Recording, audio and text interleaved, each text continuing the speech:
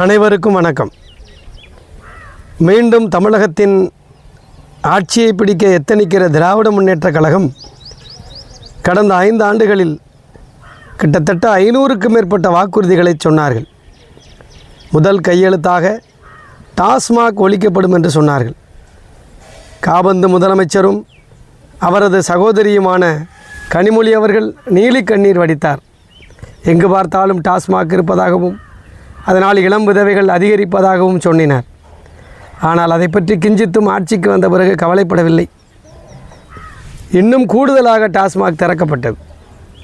PTR Palanivel Rajan அவர்களுடைய மகன் அமைச்சர் நிதியமைச்சராக இருந்தார் பழனிவேல் தியாகராஜன். தினசரி 30,000 கோடி ரூபாய்க்கு மேலாக வருமானம் நடக்கிறது என்று சொன்னதற்காக அவருடைய இலாக்கா மாற்றி வைக்கப்பட்டது. இன்று வரையில் அதற்கான பதில் இல்லை. நீட் தேர்வு உடனடியாக ரத்து செய்யப்படும் என்று ஒரு பொய்யான வாக்குறுதியை சொன்னார்கள். நீட் தேர்வு என்பது உச்சநீதிமன்றத்தால் அரசியல் சாசன அமர்வால் அது சட்டம், அதை எதுவும் விதிவிலக்கு கொடுக்க முடியாது என்று சொல்லப்பட்ட பிறகும் ஒரு பொய்யான வாக்குறுதியை சொன்னார். திமுகவை பொறுத்த மட்டில் பொய் பிரச்சாரம் செய்வதில் அவர்களைப் போல ஆள் இருக்க முடியாது. இன்றைக்கு கூட என்ன செஞ்சுக்கிட்டு இருக்காங்கன்னா, மறுவரையறை, நாடாளுமன்ற தொகுதிகள் மறுவரையறையை எதிர்க்கிறார்கள். யோசிக்கணும் நல்லா. மறுவரையறையை ஏன் எதிர்க்கிறார்கள்? 33% இடஒதுக்கீடு என்பது நாடாளுமன்றத்தில் பெண்களுக்கு நிறைவேற்றப்பட்டிருக்கிறது. தேசிய ஜனநாயக கூட்டணி ஆட்சியில், பாரத பிரதமர் நரேந்திர மோடி அவருடைய ஆட்சியில் 10 ஆண்டு காலம் மக்களவையில் மாநிலங்களவையில் கிடப்பில் இருந்த இந்த மசோதா இன்றைக்கு நிறைவேற்றப்பட்டிருக்கிறது. அப்போ நிறைவேற்றப்பட்டதற்கு 33% இடஒதுக்கீட்டை பெண்களுக்கு கொடுக்க வேண்டும் என்று சொன்னால் அதற்கான எண்ணிக்கையை அதிகரிக்க வேண்டும். மக்கள் தொகைக்கு ஏற்ப நாடாளுமன்ற உறுப்பினர்கள் எண்ணிக்கை அதிகரிக்கணும். அப்போ தமிழ்நாட்டுக்கு 53லேருந்து 59 எம்பி வரை கிடைப்பாங்க.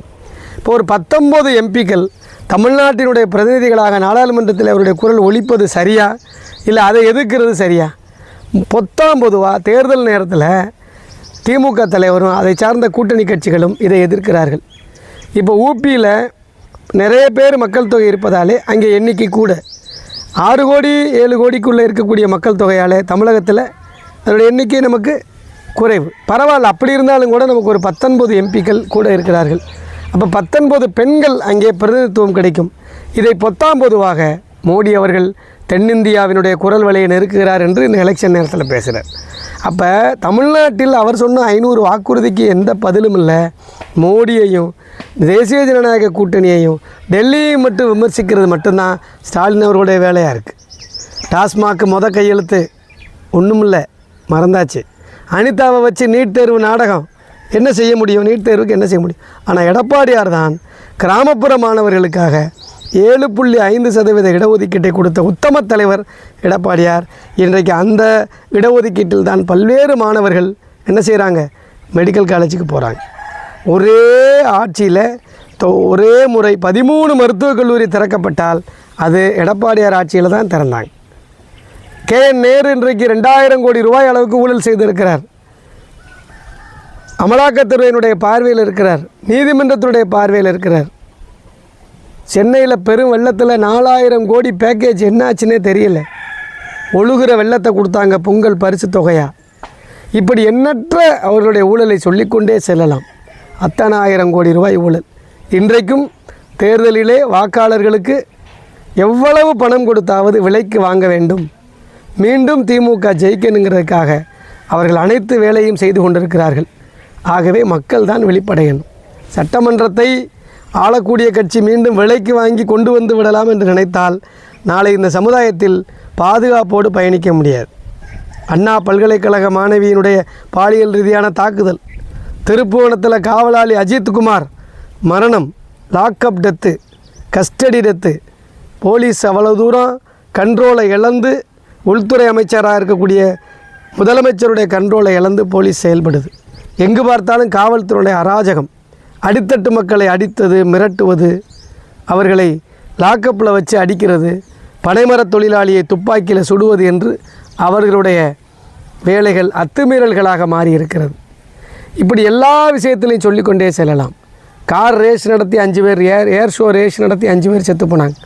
மரக்காணத்தில், விழுப்புரம் மாவட்டத்தை ஒட்டிய பக்கத்தில் மரக்காணத்தில் கள்ளச்சாராயத்தில் மரணம், இளம் விதவைகள். இதை பற்றி பதிலே இல்லை. ஆக எங்கு பார்த்தாலும் திராவிட முன்னேற்றக் கழகம் சொன்ன இந்த வாக்குறுதிகளுக்கு பதிலே இல்லை. ஆனால் அவர் பேசுகிறதுலாம் என்னென்னா, நீங்கள் அதிமுகவுக்கு ஓட்டு போட்டால் அது பிஜேபிக்கு போடுறது, அதிமுகவை பிஜேபியில் கொண்டே எடப்பாடியார் அடகு வச்சுட்டாரு, இதுக்கு இவருக்கு ஏன் கவலை? அது இன்னொரு கட்சியினுடைய விஷயம். அவர்கள் பிஜேபியோட கூட்டணி வைப்பாங்க, நலம் சார்ந்த கட்சிகளோடு கூட்டணி வைப்பார்கள். மத்திய அரசோடு இணக்கமாக மாநில அரசு இருந்தால்தான் திட்டங்களை செய்ய முடியும் என்பதிலே தெளிவாக எடப்பாடியார் இருக்கிறார். ஆகவே இந்த தேர்தல் நீங்கள் எவ்வளவு குட்டிக்கரணம் போட்டாலும் மக்கள் மத்தியில் இன்றைக்கு இருக்கிற சமூக அச்சுறுத்தல், பாலியல் ரீதியான தாக்குதல்கள், போதைப்பொருள் நடமாட்டத்தால் ஏற்பட்ட கொலை கொள்ளை, அன்றாடம் நடக்கக்கூடிய பிரச்சனைகளிலிருந்து இந்த தமிழகம் மீண்டெழுவதற்கு தேசிய ஜனநாயக கூட்டணி தான் சிறந்தது என்று மக்கள் முடிவெடுத்திருக்கிறார்கள்.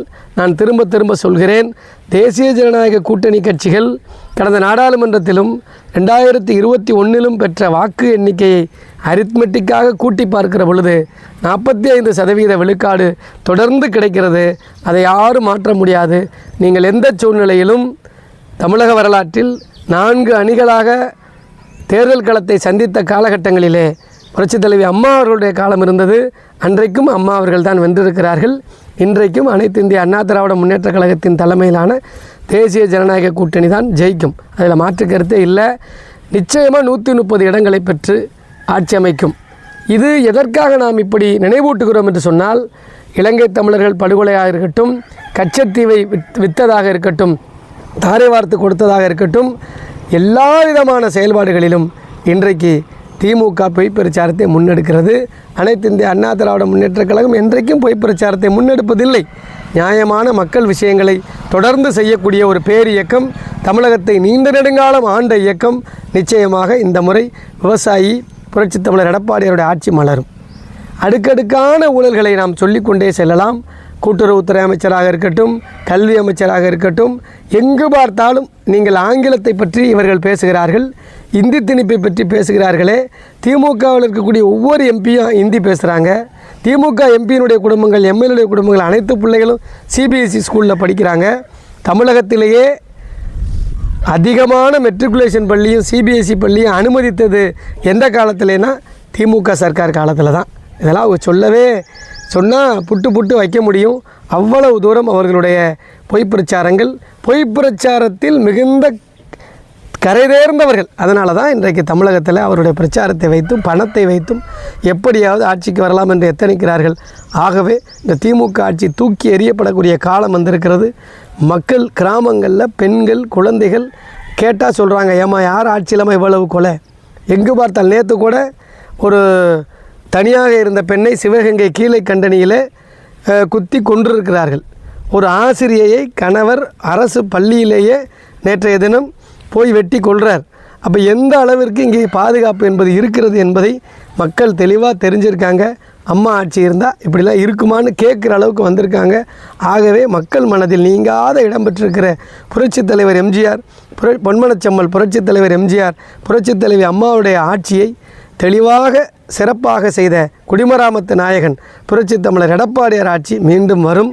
அதில் எந்த மாற்று கருத்து இல்லை. தலைவர் தெளிவாக இருக்காங்க. மத்திய அமைச்சரவையும் தெளிவாக இருக்குது. தமிழகத்தில் ஊழல் ஆட்சிக்கு ஒரு முடிவு கட்டப்படும், குடும்ப ஆட்சிக்கு முடிவு கட்டப்படும், கட்டாய முடிவு கட்டணும். ஏன்னா மீண்டும் ஒரு முறை குடும்ப ஆட்சி வந்தால் இந்த சமுதாயத்தில் பணம் இல்லாமல் யாரும் வாழ முடியாது. அடியாட்களும் கூலிப்படையினம்னா பெருத்து விடுவார்கள். கஞ்சாவை அரசு மருத்துவமனை வளாகத்தில் கஞ்சா செடி இருந்துச்சுன்னா நம்ம எங்கே போய் சொல்ல முடியும்? அந்த அளவிற்கு ஒரு பாதுகாப்பற்ற இந்த ஆட்சிக்கு முற்றிடுவதற்கு மக்கள் தயாராக இருக்கிறார்கள். அந்த வகையில் சிவகங்கை மாவட்டத்தில் சிவகங்கை சட்டமன்றத்தில் இருக்கிற தொகுதி வேட்பாளர் அண்ணன் PR செந்தில்நாதன் அவர்களுக்கு இரட்டை இலை சின்னத்தில் வாக்களிக்கணும், அமோக வெற்றி பெற செய்யணும்னு சொல்லி கேட்டு விடைபெறுகிறேன். நன்றி.